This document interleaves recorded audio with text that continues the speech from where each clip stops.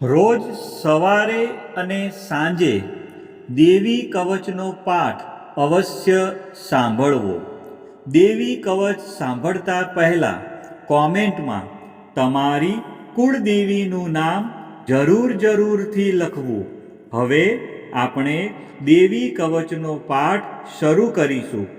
ઓમ ચંડિકા દેવીને નમસ્કાર. માર્કંડેયજીએ કહ્યું, હે પિતામહ, જે આ સંસારમાં પરમ ગોપનીય અને મનુષ્યનું બધી રીતે રક્ષણ કરનારું છે અને જેને તમે અત્યાર સુધી બીજા કોઈ સામે પ્રગટ ન કર્યું હોય એવું કોઈ સાધન મને કહી બતાવો. બ્રહ્માજી બોલ્યા, હે બ્રાહ્મણ, એવું સાધન તો એકમાત્ર દેવીનું કવચ જ છે, જે ગોપનીય કરતાં પણ પરમ ગોપનીય, પવિત્ર તથા બધા પ્રાણીઓ ઉપર ઉપકાર કરનારું છે. એ મહામુનિ, તે તમે ધ્યાનથી સાંભળો. દેવીની 9 મૂર્તિઓ છે. તેમને નવદુર્ગા કહે છે. તેમના અલગ અલગ નામો બતાવવામાં આવે છે.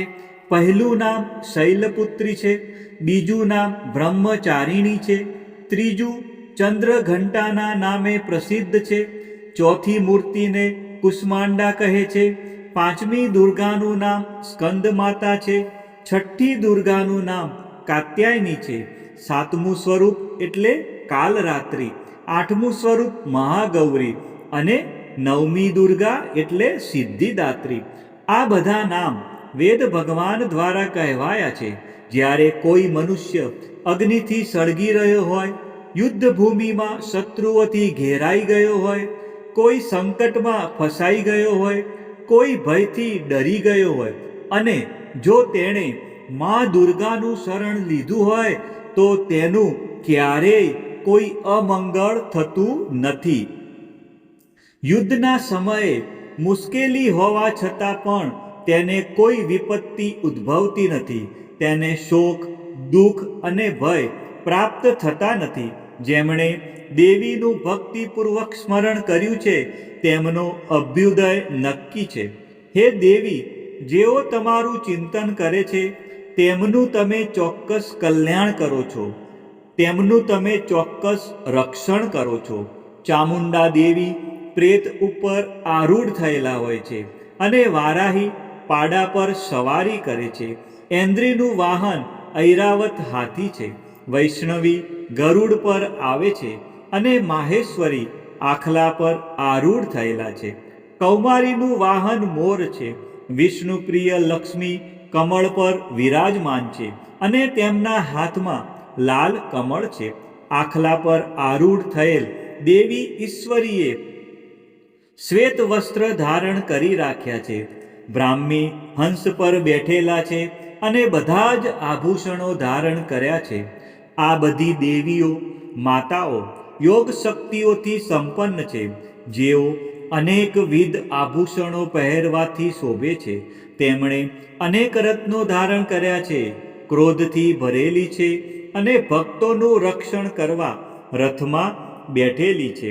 આ દેવીઓના હાથમાં શંખ, ચક્ર, ગદા, શક્તિ, હળ, મૂષળ, ખેટક, તોમર, કુહાડી, દોરડું, કુંત, ત્રિશૂળ અને ઉત્તમ પ્રકારના ધનુષ્ય ધારણ કરેલા છે. દૈત્યોના શરીરનો નાશ કરવો અને ભક્તોને અભયદાન આપવું, દેવતાઓનું હિત કરવું એ તેમના શસ્ત્ર ધારણનો ઉદ્દેશ છે. મહારૌદ્ર રૂપ, અત્યંત ઘોર પરાક્રમી, મહાબલી અને મહા ઉત્સાહયુક્ત હે દેવી, તમે મહાન ભયનો નાશ કરનારા છો. તમને મારા નમસ્કાર છે. તમારી સામે જોવું પણ મુશ્કેલ છે. શત્રુઓનો ભય વધારનારા હે જગદંબિકા, મારું રક્ષણ કરો. પૂર્વ દિશામાં ઐન્દ્રી શક્તિ મારું રક્ષણ કરે. અગ્નિ ખૂણામાં અગ્નિ શક્તિ, દક્ષિણ દિશામાં વારાહી તથા નૈઋત્ય ખૂણામાં ખગધારિણી મારું રક્ષણ કરે.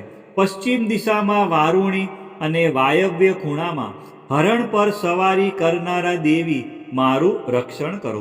ઉત્તર દિશામાં કુમારી અને ઈશાન ખૂણામાં શૂલધારિણી મારું રક્ષણ કરો. હે બ્રહ્માણી, તમે ઉપરની બાજુએ મારું રક્ષણ કરો. હે વૈષ્ણવી, તમે નીચેની બાજુએ મારું રક્ષણ કરો. આ જ પ્રમાણે શબ જેનું વાહન છે તે ચામુંડા દેવી દસે દિશાઓમાં મારું રક્ષણ કરો. જયા આગળની બાજુએ અને વિજયા પાછળની બાજુએ રક્ષણ કરે. ડાબા ભાગે અજિતા દેવી અને જમણા ભાગે અપરાજિતા દેવી મારું રક્ષણ કરે. ઉદ્યોતિની શિખાનું રક્ષણ કરે અને ઉમા મારા મસ્તક પર વિરાજિત થઈને મારું રક્ષણ કરે. માલધરી દેવી મારા કપાળનું અને યશસ્વીની મારી ભમરોનું રક્ષણ કરે. ત્રિનેત્રા ભમરોના મધ્ય ભાગનું અને યમઘંટા દેવી નાસિકાઓનું રક્ષણ કરે. શંખીની બંને આંખોના મધ્ય ભાગનું રક્ષણ કરે અને દ્વારવાસીની કાનોનું રક્ષણ કરે. કાલિકા ગાલોનું તથા સાંકરી કાનોના મૂળ ભાગોની રક્ષા કરે.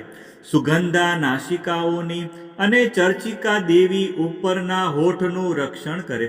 અમૃતકલા નીચેના હોઠનું અને સરસ્વતી જીભનું રક્ષણ કરે. કૌમારી મારા દાંતોનું અને ચંડિકા કંઠ ભાગનું રક્ષણ કરે. ચિત્રઘંટા ગળાની ઘંટિકાનું અને મહામાયા તાળવાનું રક્ષણ કરે. કામાક્ષી દાઢીનું અને સર્વમંગલા મારી વાણીનું રક્ષણ કરે. નીલગ્રીવા કંઠના બહારના ભાગનું અને અન્ન નલિકાનું કૌબેરી દેવી રક્ષણ કરે. ખગીની બંને ખભાઓનું અને વ્રજધારિણી મારા બંને બાહુઓનું રક્ષણ કરો. દંડીની દેવી બંને હાથોનું અને અંબિકા દેવી આંગળીઓનું રક્ષણ કરે. સુલેશ્વરી દેવી નખોનું રક્ષણ કરે અને કુલેશ્વરી કુખ પેટનું રક્ષણ કરો.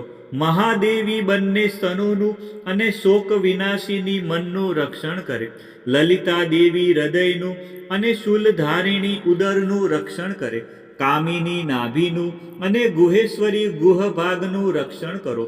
પૂતના અને કામિકા લિંગનું અને પાડાને વાહન બનાવનાર દેવી ગુદાનું રક્ષણ કરે. ભગવતી કટી પ્રદેશનું અને ઘૂંટણોની રક્ષા વિંધ્યવાસીની કરે. સર્વ કામનાઓ પૂરી કરનારા દેવી જંઘાઓનું રક્ષણ કરે. નારસિંહ દેવી પિંડીઓનું રક્ષણ કરે. તૈજસી બંને પગોના પૃષ્ઠ ભાગનું રક્ષણ કરે. શ્રીદેવી પગોની આંગળીઓનું અને તલવાસીની દેવી પગના તળિયાનું રક્ષણ કરે. પોતાની વિકરાળ દાઢોથી ભયંકર દેખાતા કરાલી દેવી નખોનું અને ઉદ્ધવકેશીની દેવી વાળનું રક્ષણ કરે. કૌબેરી રૂવાંટીના છિદ્રોનું અને વાઘેશ્વરી ત્વચાનું રક્ષણ કરે.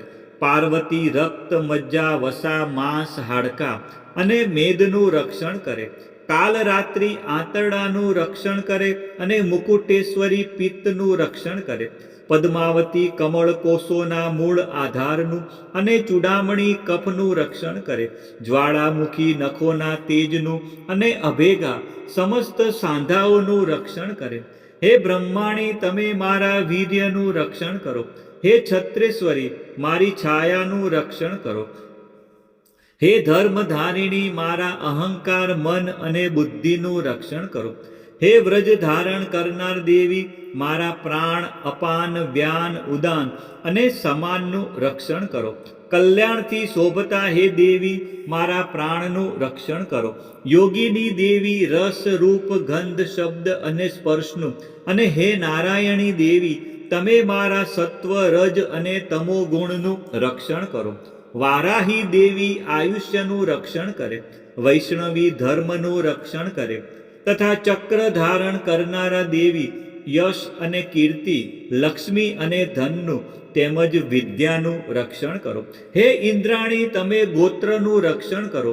હે ભૈરવી, તમે મારી પત્નીનું રક્ષણ કરો. હે ચંડિકા, મારા પશુઓનું રક્ષણ કરો. હે મહાલક્ષ્મી, પુત્રોનું સંતાનોનું રક્ષણ કરો. હે સુપથા દેવી, મારા પથનું અને ક્ષેમકરી દેવી, મારા માર્ગનું રક્ષણ કરો.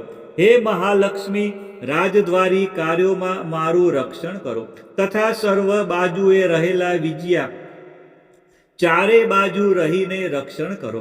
હે દેવી, જે સ્થાન દેવી કવચમાં કહેવાયું નથી અને તેથી રક્ષણ વિનાનું છે તે બધા સ્થાનો તમારા વડે સુરક્ષિત થાય, કારણ કે તમે વિજયશાલિની અને પાપનાશીની છો. મનુષ્ય પોતાના શરીરનું ભલું ઈચ્છતો હોય તો તેણે દેવી કવચનો પાઠ કર્યા વિના એક ડગલું પણ ભરવું નહીં. દેવી કવચનો પાઠ કરીને જ યાત્રા કરવી. દેવી કવચના પાઠથી બધી બાજુથી સુરક્ષિત થયેલો મનુષ્ય જ્યાં જ્યાં જાય છે ત્યાં ત્યાં તેને ધન લાભ થાય છે તથા સઘળી કામનાઓ પર વિજય પ્રાપ્ત થાય છે. તે જે અભિષ્ટ વસ્તુનું ચિંતન કરે છે તેને તે અચૂકપણે પ્રાપ્ત કરી લે છે. તે મનુષ્ય આ પૃથ્વી ઉપર અતુલ ઐશ્વર્ય પામે છે. દેવી કવચથી રક્ષાયેલો મનુષ્ય નિર્ભય થઈ જાય છે. યુદ્ધમાં તેમનો પરાજય થતો નથી તથા તે ત્રણેય લોકમાં પૂજનીય બને છે. આ દેવી કવચ દેવતાઓને પણ દુર્લભ છે. જે આ દેવી કવચનો દરરોજ સવારે, બપોરે અને સાંજે એમ 3 સમયે શ્રદ્ધાપૂર્વક પાઠ કરે છે તેની દૈવી કલા પ્રાપ્ત થાય છે તથા તે ત્રણેય લોકમાં પરાજિત થતો નથી. એટલું જ નહીં, તે અપમૃત્યુથી રહિત થઈને 100 કરતાં પણ વધુ વર્ષ જીવે છે. દેવી કવચ ધારણ કરનારા મનુષ્યની રાજા તરફથી સન્માન અને વૃદ્ધિ થાય છે. આ દેવી કવચ મનુષ્યના તેજની વૃદ્ધિ કરનારું અને ઉત્તમ છે. આ દેવી કવચનો પાઠ કરનારો મનુષ્ય પોતાની કીર્તિથી શોભા પામીને પૃથ્વી ઉપર પોતાના સુયશ સાથે સાથે વૃદ્ધિ પામે છે. જે પહેલા દેવી કવચ કરીને સપ્તસતી ચંડી પાઠ કરે છે તેની જ્યાં સુધી વન પર્વત હોય ત્યાં સુધી તે આનંદથી યુક્ત આ પૃથ્વી ઉપર રહે છે. તેના પુત્રો, પૌત્રો, સંતાન પરંપરા બનેલી રહે છે. પછી દેહાંત થતા તે મનુષ્ય મહામાયાની કૃપાથી નિત્ય પરમપદને પામે છે, જે દેવતાઓને પણ દુર્લભ છે. તે સુંદર દિવ્ય રૂપ ધારણ કરે છે અને કલ્યાણ શિવની સાથે આનંદનો ભાગી બને છે.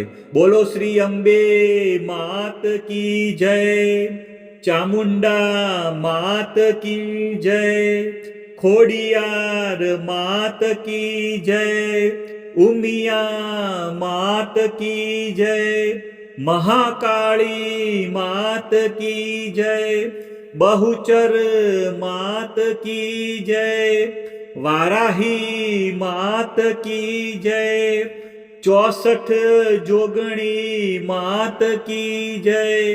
આ જ પ્રમાણે રોજ સવારે, બપોરે અને સાંજે 3 સમયે દેવી કવચનો પાઠ કરવો અથવા તેને સાંભળવો.